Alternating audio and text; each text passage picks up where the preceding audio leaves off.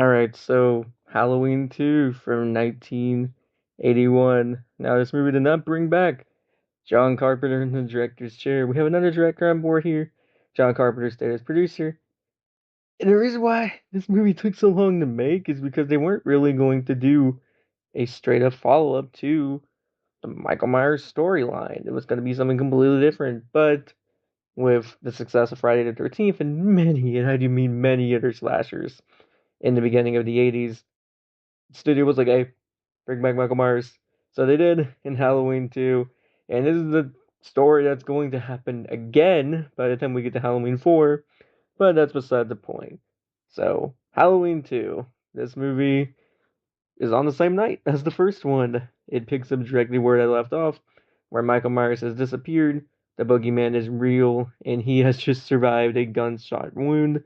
And so the people of Haddonfield are turned into a big amount of chaos. More the police department and Loomis, because Loomis just saw one of his patients get up and walk off 7 bullet wounds, which is insane. But anyway, we also follow Laurie Strode. She goes to this hospital and she's being cared for there. But Michael is still after her. We don't know why. He just really wants this one girl. And it's a slow burn, like the first one, but with a early 80s twist to where they definitely lean a lot. With the first movie had no gore, this movie has a little bit more gore. Not as much gore as the later films do, but there's still quite a lot here. And this is where we first start talking about the kills in the franchise, which this movie has some pretty good ones. There's some really good suspenseful kills, especially with the security guard. But the main kill people talk about is the hot tub kill because it's so over the top and it's just so 80s, early 80s, to where they just thought this would be cool. They also got the hospital staff in this movie, which is just, yeah, not the same kind of dialogue as the first movie, I would say, and not nearly as elegant, even with the first movie's totally amounts of totallys. But yeah, especially with this one guy who just will not stop talking about having sex. And it is one of the more obnoxious parts of the film. And Laurie's being cared for by one of these, I think, male nurses. He's taking care of her and they form kind of a romance. It's pretty creepy because he's just watching her the whole movie. But then you got Michael, and this is also where we talk about something else in this movie, which is the mask. The mask is technically the same as the first one, but it's a little bit yellowed out, and it's also a little stretched because it's a different actor this time playing Michael Myers. So it looks a little different, and there's also a very iconic shot from this mask at the end of the film, which we're going to talk about.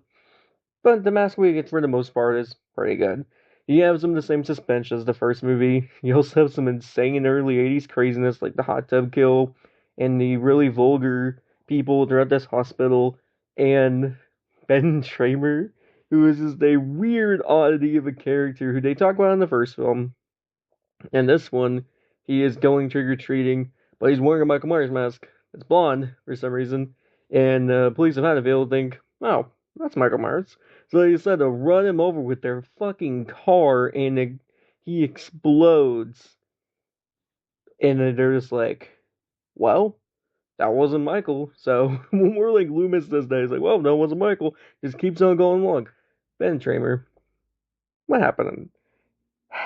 Such a weird character to have. He's not even a character. He gets mentioned in the first movie, and then he blows the fuck up in the second movie, and we don't know who he is. But all we know is that he was drunk that night because some of his friends, I guess, identified the body later on.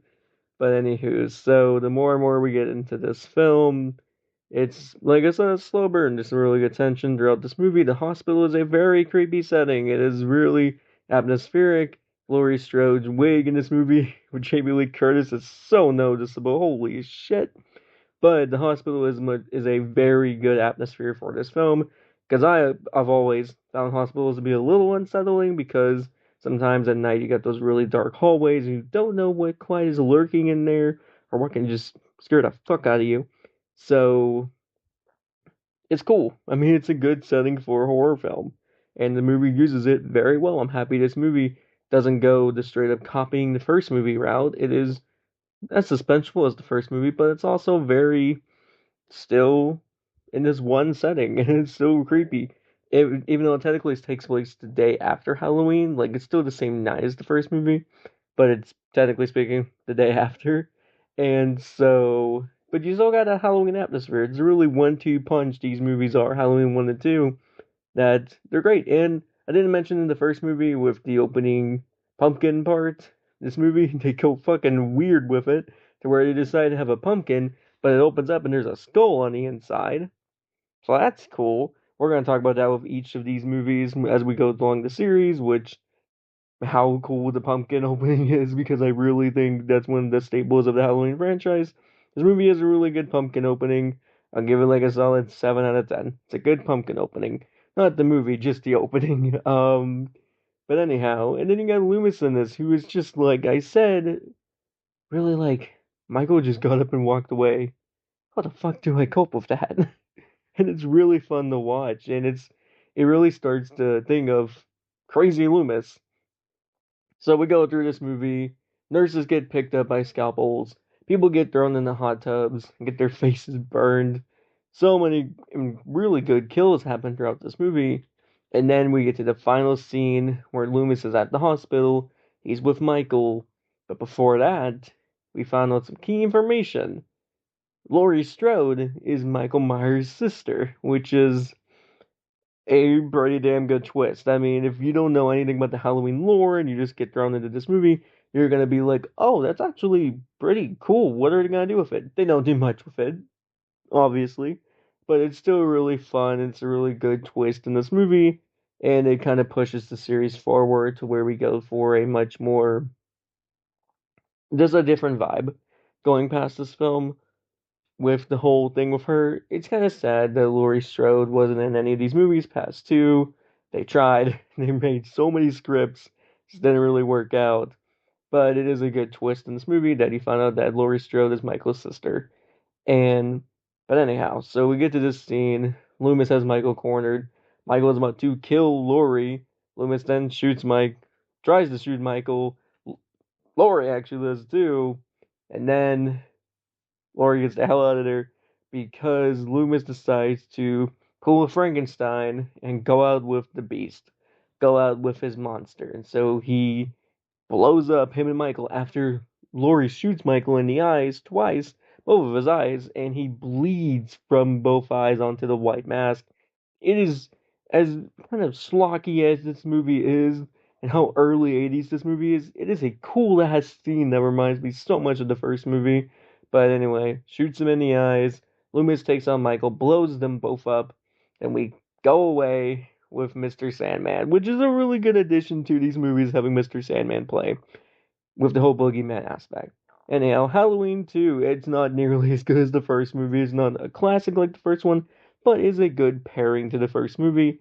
It does a decent job with, because it took what, 3, almost 4 years to make this film? It does a decent job with it being such a late sequel and such an early 80s movie, with it still being schlocky, which is nothing like the first movie was. But this movie was still a lot of fun. It's still really fun to watch. It's pretty suspenseful in moments. There's some great kills here. Yeah, it's just a fun time. It's just a fun movie. And while it's not the masterpiece that the first movie is, it's still pretty enjoyable. So yeah, after this, they decided to do a course correction for one movie, and then we waited, what, 6 more years? Then we got Halloween 4. But we're going to talk about Halloween 3 next time. So as for Halloween 2, I will give this movie about an 8 out of 10.